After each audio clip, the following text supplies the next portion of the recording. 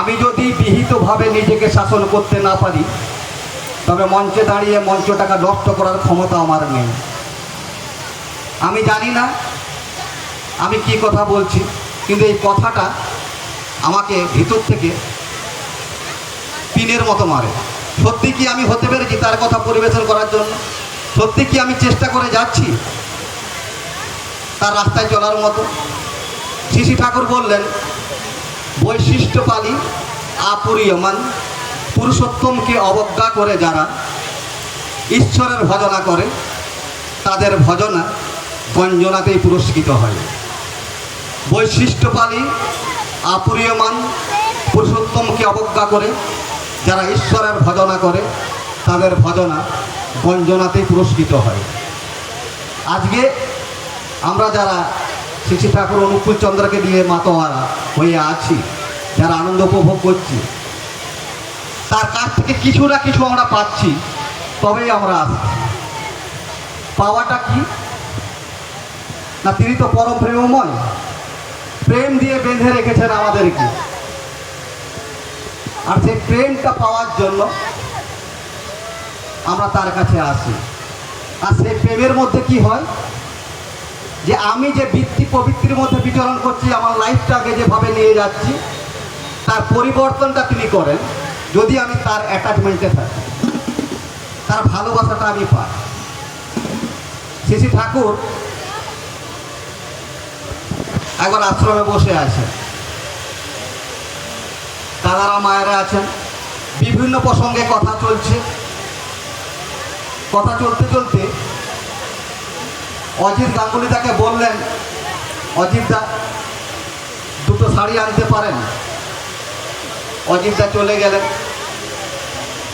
Market থেকে দুটো শাড়ি এনে দিলেন। তারপরে সামনে এক মা বসেছিলেন। শ্রী ঠাকুর বললেন, ওই মারে দিয়ে দেন। অজিতদা দিয়ে দিল, কিন্তু যে মাকে দিল তার শাড়ির কোনো দরকার নেই, তার অর্থনৈতিক অবস্থা খারাপ না, তবুও ঠাকুর তিনি তাকে দিলেন। অজিতা মনে মনে ভাবছেন যে যে গরিব মা দাঁড়িয়ে আছে তাকে না দিয়ে শ্রী ঠাকুর ওই ধনী মাকে দিলেন, এটা ঠাকুরের বিচার? এটা অজিতার মনের মধ্যে হচ্ছে। আমরা সবাই এরকমই হই, কারণ যখন আমার স্বার্থে ঘা লাগে তখন মনে হয় যে তার বিচারটা ঠিক না। কিন্তু তিনি জানেন তিনি বৈশিষ্ট্যপালী আপুরীয়মান, যার যেরকম বৈশিষ্ট্য তাকে সেইভাবে তিনি পূরণ করেন। তো অজিতার কথা, তার ভাবনা শেষ হয় না। এমন সময় শ্রী ঠাকুর বলছেন, অজিতদা আর দুটো শাড়ি দিতে পারেন? অজিতদা আবার মার্কেটে দৌড়লেন, দুটো শাড়ি এনে আবার দিলেন। দূরে এক মা এক খুঁটি ধরে দাঁড়িয়েছিলেন, আশ্রমেরই মা, গরিব, তার পরনের কাপড় তেমন কিছু পরিষ্কার পরিচ্ছন্ন ছিল না, শোভনীয় ছিল না। ঠাকুর দূর থেকে আঙুল দিয়ে বললেন, ওই মারে দিয়ে দেন। তখন অজিতদা ভাবলো এবারে ঠাকুরের বিচারটা ঠিক হলো, কারণ সত্যি ওই মায়ের দরকার ছিল। অজিতদা শাড়ি নিয়ে মায়ের কাছে গেল, বলছে, মা ঠাকুর আপনাকে শাড়ি দিয়েছে, আপনি শাড়িগুলো রাখেন। বলছে, না না আমি শাড়ি নেব না। এভাবে সে দেবে, কারণ ঠাকুর বলেছেন অজিতদাকে শাড়ি দিতেই হবে। ওই মা বলে, আমি নেব না। শ্রী ঠাকুর দূর থেকে বলছেন, কি কয়? অজিতদা বলছেন, আজকে মা শাড়ি নেব না। বলছে, কেন? বলছেন, আমি শাড়ি নিতে আসিনি।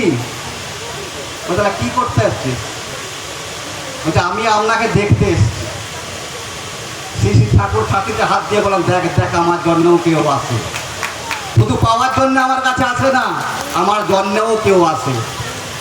এবারে আমরা তাকে কি জন্য ধরেছি সেটা নিজের সেলফ অ্যানালিসিসের ব্যাপার। আমি কি পাওয়ার জন্য ধরেছি? যদি তাকে আমি চাই তাহলে আমার সমস্ত পাওয়াটা ফুলফিল হয়ে যাবে। আর যদি আমি জাগতিক বস্তু চাই আমি ওই জাগ্রত বস্তুর মধ্যেই ঘুরপাক খেতে থাকবো, আমার শান্তি কোনোদিন পাওয়া যাবে না। 84 কোটি জনের মধ্যে মানুষই একমাত্র পয়সা ইনকাম করে, বাকি জীবজন্তু সব নিজের জীবন ধারণ করে, তাদের কোনো অভাব নেই, অভিযোগ নেই, দুঃখ নেই, ক্লেশ নেই, কষ্ট নেই। মানুষ সারা জীবন কামিয়ে ও দুঃখ কষ্টে ভোগ করে, শান্তি নাই। এটাই ফারাক জন্তু জানার সাথে। ফারাকটা কেন না, সৃষ্টিকর্তা তাদেরকে যেভাবে বানিয়েছে তারা সেইভাবেই আছে।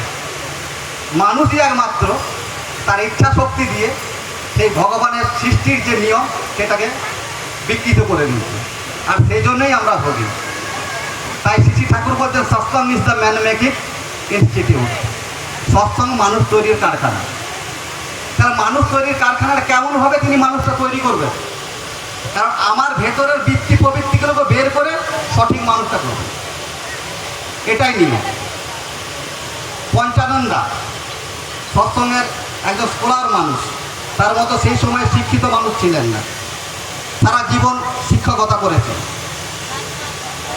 তার একটা দুর্বলতা ছিল, নারীর অনুপতা ছিল।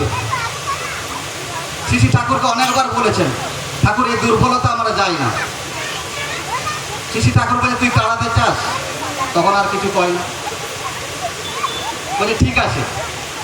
একদিন তিনি গভীর রাতে টিউশন পড়াচ্ছেন, টেবিলের 4 কোণে 4টে মেয়ে বসে আছে। সে মেয়েগুলোর বয়স 17 থেকে 18 বছর বয়স। ইয়ং পঞ্চানন সরকারদা, তার এমনিতেই নারীর প্রতি দুর্বলতা। রাত 12টার সময় টিউশনি চলছে, মানে বিকৃত একটা পরিবেশ। শ্রী ঠাকুরকে এসে বলছেন যে ঠাকুর, আপনি কি সমস্যার মধ্যে আমাকে ফেলে দিলেন? এই রাত্রিবেলায় 4টে মেয়ে আমার কাছে পড়ছে, আপনি তো জানেন আমার দুর্বলতা। শ্রী ঠাকুর বলছেন, পঞ্চানন্দা, ওখানে আর কেউ ছিল না। পঞ্চানন্দা কিছু বলতে পারছেন না। বলছে আপনাকে যে আর একজন খেয়াল রাখছেন সেটা জানেন? কারণ পরম প্রেমময় শ্রী ঠাকুর সেখানে বর্তমান, তিনি তো ওয়াচ করছেন, তিনি তো ক্যামেরা লাগিয়ে রেখেছেন। তো যদি ওই জায়গাতে আমার মনে হয় যে তিনি আমাকে ওয়াচ করছেন, তাহলে আমার ক্লেশ গেল, আমার বৃত্তি প্রবৃত্তি কন্ট্রোল হয়ে যাবে। আর ওই জায়গায় যদি তাকে না রাখি, তাহলে আমি যেমন আমি তেমনই। পরম প্রেমময় শ্রী ঠাকুর অনুকূল চন্দ্রের কিছু যায় আসে না। আমি যদি তাকে গ্রহণ করি, তার দীক্ষা নিই, তার ইষ্টভীতি করি, তার যজন যাজন করি, তার সস্তরি করি, শ্রী ঠাকুরের কিছুই এসে যাবে। করলেও তিনি শ্রী ঠাকুর অনুকূলচন্দ্র, আর না করলেও তিনি শ্রী ঠাকুর অনুকূলচন্দ্র। যদি আমি বিধির বিধান মেনে কাজ করি, আমার মঙ্গল হবে, তিনি ওই থাকবেন। কারণ তিনি সৃষ্টিকর্তা, আমাকে সেইভাবেই পাঠিয়েছেন, আর আমরা তাকে নিয়ে সেইভাবে চলার চেষ্টা করব। একবার শ্রী ঠাকুর রেণুমাকে একটা চিঠি লিখলেন। রেণুমা তার কোনো সাংসারিক প্রবলেম ছিল, তিনি চিঠি লিখেছেন। শ্রী ঠাকুর সেই চিঠির উত্তর দিচ্ছেন একটা গল্প। বলছে, শুন রেণু, তরু সিং বলে একজন যোদ্ধা ছিল, সর্দার, আড়িয়া শিখ পাঞ্জাবি, বহু বড় যোদ্ধা ছিল। লড়াই করে সে হেরে যায়, রাজা তাকে অ্যারেস্ট করে, সবাইকে অ্যারেস্ট করে নিয়ে আসে। এরপর তাদের সাজা হবে, এক একজন করে তাদের পানিশমেন্ট হচ্ছে। লাস্টের লাইনে দাঁড়িয়ে আছে তরু সিং। সবাইকার সাজা হলো যে যেমন। লাস্টে তরু সিং এসছে, তখন সেই রাজা বলছেন যে আমাকে তোমার কাছ থেকে অনেক কিছু শেখার আছে, তুমি অনেক বড় যোদ্ধা, তোমাকে আমি মারতে চাই না, কিন্তু তোমার ওই বেনিটা আমার চাই। সর্দার লোক তার বেনিটা দেবে? তার ইজ্জত ওইটা দেবে না তো। বলছে ওই বেনিটা দাও। সে শুনলো কথাটা। তারপরে সেই সর্দার বলছে যে তরু সিং কহে, করুণা তোমার হৃদয়ে রইল গাঁথা, যা চেয়েছো তারও থেকে বেশি দেব, বেনির সঙ্গে মাথা, এই কথা বলা তরোয়ার বের করলো, নিজের মন্ডলটা সামনে মাথাটা গোড়া করে দিচ্ছে। সবাই অবাক, একই কাণ্ড। বলছে আমি আমার ইজ্জত দেবো না, আমি নিজেকেই শেষ করে দেবো।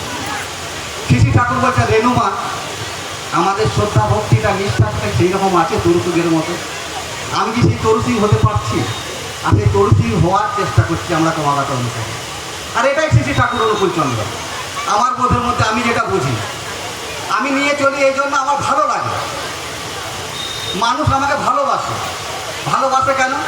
আমি কতটা ঠিক কতটা বেঠিক, কী করছি না করছি কেউ জানে না, কিন্তু মানুষ জানে এই ছেলেরা মন্দিরে আসে, এই ছেলেটা ঠাকুরের কথা বলে, এই ছেলেটা সৎসঙ্গ করে। এই জন্য আমার সার্টিফিকেট তারা কিছুই জানে না। আপনি কাউকে আন্ডার এস্টিমেট করতে পারবেন না। আজকে আমি ধুতি পরে আছি, ভাষণ দিচ্ছি, মানে ভালো মানুষ। আমার এটার ভিতরে যে কত জানমাল লুকিয়ে আছে কেউ জানে না, একমাত্র সে জানে আর আমি। আমরা সেইটাকে পরিবর্তন করার জন্য এসেছি শ্রী ঠাকুর অনুকূলচন্দ্রের কাছে। আমি যদি সেরকম হতে পারি, তার রাস্তায় চলছি, তাহলে ঠিক আছে। যদি না চলতে পারছি, তাহলে পরিবর্তন করার দরকার আছে। আর পরিবর্তন করার জন্য শ্রী আচার্যদেব একটাই রাস্তা দিলেন, ডিপি ওয়ার্ক। কারো ছেলে হচ্ছে না, ডিপি ওয়ার্ক। কারো রোগ হচ্ছে, ডিপি ওয়ার্ক। কেউ অ্যাক্সিডেন্ট করছে, ডিপি ওয়ার্ক। ছেলে পড়ছে না, ডিপি ওয়ার্ক। চাকরি পাচ্ছে না, ডিপি ওয়ার্ক। সব কাজের মধ্যে লুকিয়ে আছে ডিপি ওয়ার্ক। ওই ডিপি ওয়ার্কটা করতে গিয়ে কী হচ্ছে, যে আমি জানতে অজান্তে আমি নিজে তৈরি হয়ে যাচ্ছি। আমার ভুল ভ্রান্তিগুলো লোককে বলতে গিয়ে, লোকের সংশোধন করতে গিয়ে আমি নিজে সংশোধিত হচ্ছি। আর এটাই ডিপি ওয়ার্ক। আমার মনে হয় 10 মিনিট হয়ে গেছে, একটা সীমিত সময়ের মধ্যে শেষ করতে হয়। শ্রী ঠাকুর এক জায়গায় বলছেন যে যা কথাই বলো না কেন আর যা কিছুই বলো না কেন, তোমার চলন বলন এমন হবে, বিশ্ব জুড়ে চেয়ে রবে, তোমায় দেখে শোধাই যেন কি করলে এমন হবে, এই তো জীবন। তুমি তখন বলবে তাদের, সদ্গুরুর শরণাপন্ন হও, তার আদেশ নির্দেশ নিষ্ঠা ভরে পালন করো, এই তো জানো। আমরা সবাই সুখে থাকুন, ভালো থাকুন। আমাদের সবার জন্য আমি ঠাকুরের কাছে প্রার্থনা করি, আপনারা ঠাকুরের হয়ে উঠুন। আমার জন্য প্রার্থনা করবেন, আমি যেন ঠাকুরের হয়ে উঠি। আসুন আমরা জীবনের মাঝে মহাজীবনকে খুঁজে পাই। জয় গুরু। জয় গুরু। বহুত সুন্দর।